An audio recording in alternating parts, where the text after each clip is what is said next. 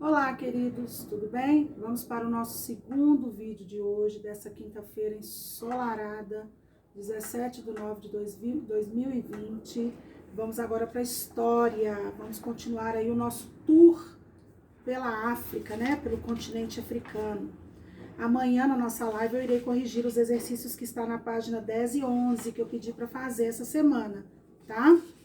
Bom, a gente falou um pouquinho da diversidade natural e cultural da África. Falamos de várias Áfricas num continente só, devido à sua grande diversidade de povos, de língua, de cultura. Falamos um pouquinho sobre a fortuna africana no último vídeo, né? Dos faraós de antigamente, né? Das pirâmides, dos sarcófagos, né? Das câmaras mortuárias. Deixei um exercício aí para vocês e agora a gente vai falar um pouquinho de dois povos com culturas bastante fortes nesse continente africano. Nós vamos falar dos Bantus e dos Iorubás. Nós vamos começar a falar deles, tá? Então não vai ter atividade hoje de história, mas no próximo vídeo eu vou terminar de falar e aí vou dar a atividade para vocês, tá bom?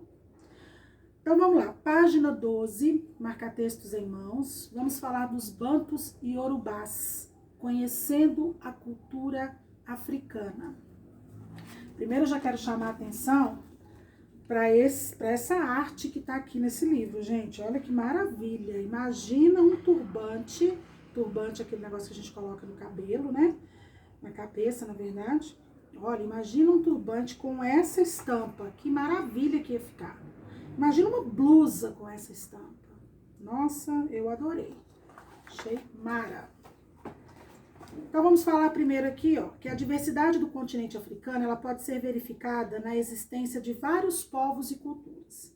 Entre esses povos, há os povos Bantus e Iorubás, que são aqueles que mais influenciaram a cultura brasileira. Então, olha só, esses dois povos, além de terem influenciado bastante a cultura africana, também tiveram grande influência na nossa cultura brasileira. Então, pode grifar esse primeiro parágrafo todo aí, por favor. Vamos começar a falar dos Bantus, então. Bantu ou Bantu é o nome que se dá a um conjunto de povos do continente africano, também é uma língua, que deu origem a várias outras línguas. O termo Bantu possui algumas variações, pode significar o povo, pessoa, homem ou humano. Então, nós vamos grifar esse primeiro parágrafo todo aí.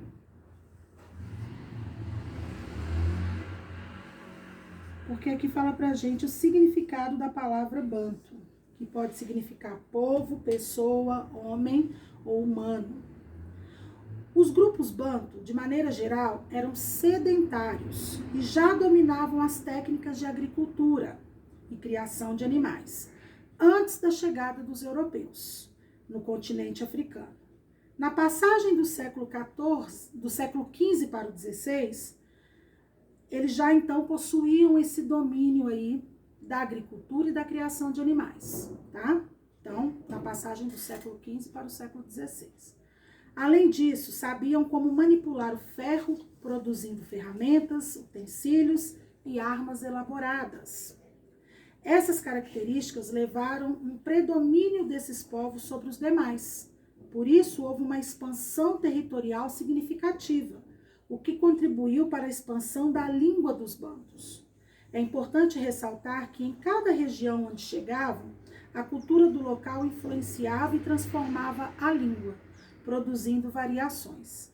Atualmente, existem cerca de 400 subgrupos de etnia de origem Bantu. Então, gente, olha só, nós vamos grifar esse segundo parágrafo todo, porque aqui está falando pra gente o modo de vida desses grupos Bantus, né? Quais as técnicas que eles já dominavam, que era a agricultura e a criação de animais, principalmente na passagem, né, do século XV para o século XVI. Eles também desenvolveram técnicas elaboradas para trabalhar com ferro, por isso desenvolveram armas. E aí eles se sobrepunham, né? Eles estavam à frente, eles tinham uma vantagem em relação aos outros povos. né? Eles começaram a ter um predomínio sobre os demais. E aí eles tiveram o quê? Como eles dominavam, por causa da sua capacidade de trabalhar com ferro e desenvolver armas, eles conseguiram ganhar uma extensão territorial muito maior, tá? E aí fala pra gente, né, que atualmente existem cerca de 400 subgrupos de etnias de origem banto, tá? Durante o século XVI, grupos de povos banto foram trazidos para o Brasil de maneira forçada para serem escravizados. A chegada desses povos influenciou a formação da cultura brasileira. O berimbau, por exemplo, é um instrumento de origem banto e é utilizado em rodas de capoeira. Alguns exemplos de povos de língua banto estão na região do Congo, no Império Monomotapa de Zimbabue e Moçambique. Olha só, então, nós vamos grifar até capoeira, tá? Então, durante o século XVI até capoeira, tá? Que é um instrumento de origem banto utilizado, né? Então, olha só, no final do século XVI, esse grupo, né? Um dos grupos de povo banto foram trazidos para o Brasil para serem escravos, então foram trazidos forçadamente para cá, tá? E eles influenciaram a nossa cultura, como por exemplo o berimbau. O berimbau é um instrumento de origem banto, tá bom? Aqui na página 13, a gente vai falar um pouquinho dos iorubás, e aí nós vamos começar a falar dos iorubás e vamos terminar no próximo vídeo, tá? Então, na página 13 fala o seguinte: os povos iorubá constituem dos maiores grupos étnicos da África. Eles também foram trazidos de forma forçada para o Brasil, contribuindo para a formação da nossa cultura.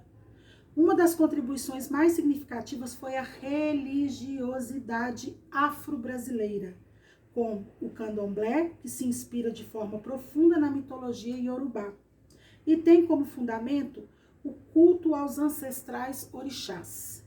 Eles se localizavam predominantemente na região que, compreendendo o conjunto da costa do Ouro ou Gana, Nigéria, Togo, Daomé ou Benin e arredores, onde permanecem até a atualidade.